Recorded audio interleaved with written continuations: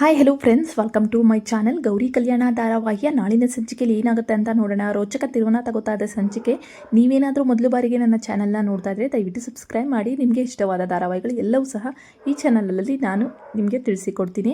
ಇವಾಗ ಬಂದಿರೋ ವಿಷಯದ ಪ್ರಕಾರ ವಿವೇಕ್ ಮತ್ತು ಗೌರಿ ನಡುವೆ ಇದ್ದಂಥ ದೊಡ್ಡ ಗೋಡೆ. ಸೊ ವಿವೇಕ್ ಯಾರನ್ನ ಪ್ರೀತಿ ಮಾಡಿದ್ದು, ಗೌರಿನ ಮದುವೆ ಆಗಿದ್ದು, ಇವಾಗ ಮೋನಿಕಾ ಯಾವ ಪರಿಸ್ಥಿತಿಯಲ್ಲಿದ್ದಾಳೆ, ಎಲ್ಲದಕ್ಕೂ ಕಾರಣ ಅವಿವೇಕ್ ಅಂತ ಗೊತ್ತಾಗಿದೆ. ಅವಿವೇಕ್ ಅಲ್ಲ, ಸೊ ನಿಮಗೆ ಗೊತ್ತು ಅವನ ಹೆಸರು ದೊಡ್ಡ ಅವಿವೇಕಿ ಅಂತ.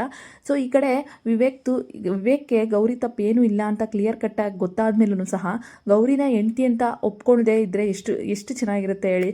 ಸೊ ಹಂಗಾಗಿ ಗೌರಿ ನ್ಯಾಯನ ಕೇಳ್ತಾಳೆ ನಮ್ಮ ವಿವೇಕ್ ಹತ್ರ. ಅಕ್ಕ ಮತ್ತು ಇವಾಗ ನಿಮ್ಮ ತಮ್ಮನ ಜೊತೆ ಜೀವನ ಏನೋ ಸರಿ ಮಾಡಿದಾಯಿತು, ಈಗಾದರೂ ಗೊತ್ತಾಯ್ತಾ ನಂದು ತಪ್ಪೇನೂ ಇಲ್ಲ ಅಂತೇಳ್ಬಿಟ್ಟು ಈ ಕಡೆ ಗೌರಿ ಕೇಳ್ತಾಳೆ. ನಿನ್ನ ತಪ್ಪೇನೂ ಇಲ್ಲ ಅಂದರೆ ಈಗ ನಾನೇನು ಮಾಡಬೇಕು ಅಂತ ವಿವೇಕ್ ಕೇಳ್ತಾರೆ.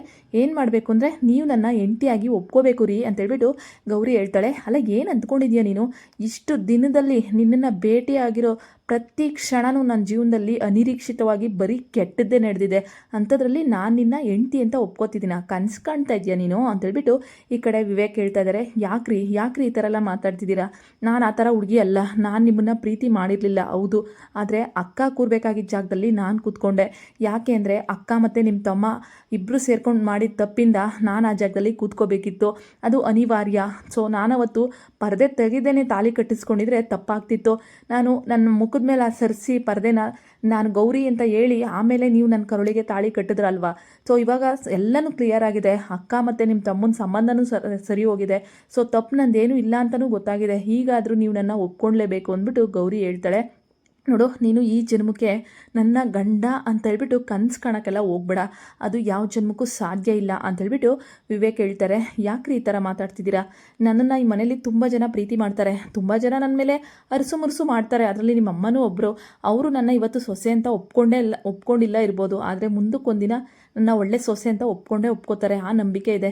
ನೀವು ಅಷ್ಟೇ ನನ್ನ ಹೆಂಡ್ತಿ ಅಂತ ಒಪ್ಕೋತೀರಾ, ಆ ನಂಬಿಕೆಲೇ ನಾನು ಬದುಕ್ತೀನಿ ರೀ ಅಂದಾಗ, ಅಮ್ಮ ಪುಣ್ಯವತಿ ಸಾಕು, ಕೊರೆದಿದ್ದು ಎಷ್ಟು ಅಂತ ಕೊರಿತಿದ್ಯಾ? ಅಲ್ಲ, ಏನು ಅಂದ್ಕೊಂಡಿದ್ದೀರಾ ನಿಮ್ಮ ಫ್ಯಾಮಿಲಿಯವ್ರು? ನನ್ನ ಸಾಕು, ಅವನು ಅನಿಕೇತ್ ಮಾಡಿದ ತಪ್ಪನ್ನ ಎಲ್ಲ ಇಟ್ಕೊಂಡು ಸೊ ಇವಾಗ ನಮ್ಮ ಕುಟುಂಬದವ್ರು ಸರಿ ಮಾಡ್ತಿದ್ದಾರೆ ತಾನೆ, ಅದರಲ್ಲಿ ನಿಂದೇನೆ ನನಗೆ ಹೆಂಡ್ತಿ ಸ್ಥಾನ ಕೊಡು ಅಂತ ಬೇರೆ ಬಂದ್ಬಿಟ್ಟಿದ್ಯಾ? ಸುಮ್ಮನೆ ಹೋಗು ಅಂತೇಳ್ಬಿಟ್ಟು ಈ ಕಡೆ ವಿವೇಕ್ ಸ್ವಲ್ಪ ಕೋಪದಲ್ಲಿ ಮಾತಾಡ್ತಾನೆ. ಇನ್ನು ಗೌರಿಗೆ ಬೇಜಾರಾಗಿ, ಸರಿ ರೀ ಆಯಿತು, ನೀವು ಯಾವತ್ತೂ ನನ್ನ ಹೆಂಡ್ತಿ ಅಂತ ಒಪ್ಕೋತಿರೋ ಅಲ್ಲಿವರೆಗೂ ಈ ಸಂಬಂಧದ ಬಗ್ಗೆ ನಾನು ಮಾತಾಡಲ್ಲ ಅಂತೇಳ್ಬಿಟ್ಟು ಹೇಳ್ಕೊಂಡು ಗೌರಿ ಸುಮ್ಮನೆ ಆಗ್ತಾಳೆ. ನಂತರ ವಿವೇಕಿಗೆ ಅನಿಸುತ್ತೆ, ಇವಳು ಕೇಳೋದ್ರಲ್ಲೂ ನ್ಯಾಯ ಇದೆ.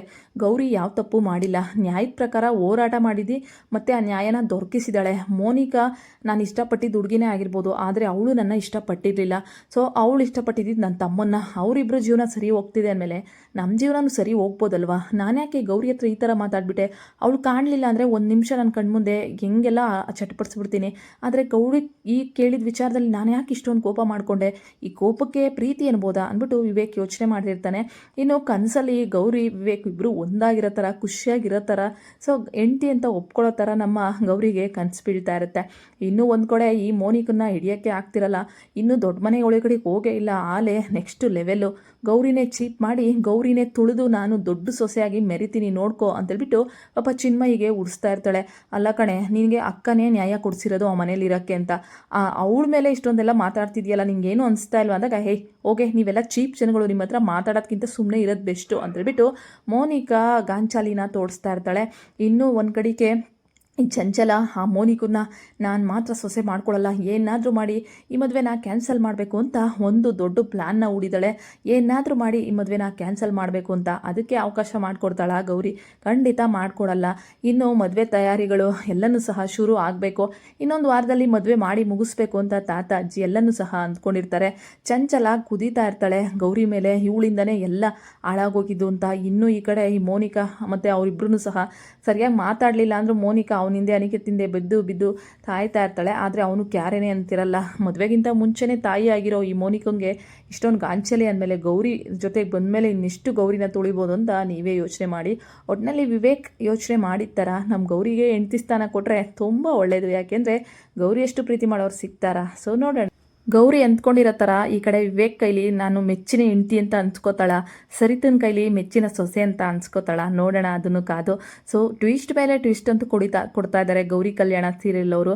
ನನಗಂತೂ ತುಂಬ ಇಷ್ಟವಾದ ಸೀರಿಯಲ್ ಇದು. ನೀವೇನಂತೀರಾ? ಈ ಜೋಡಿ ಆದಷ್ಟು ಬೇಗ ಒಂದಾಗಲಿ ಅಂತ ನಿಮ್ಮ ಅನಿಸಿಕೆ ಇದ್ದರೆ ಕಮೆಂಟ್ ಸೆಕ್ಷನಲ್ಲಿ ಗೌರಿ ಮತ್ತು ವಿವೇಕ್ ಅಂತೇಳ್ಬಿಟ್ಟು ಒಂದು ಕಮೆಂಟನ್ನು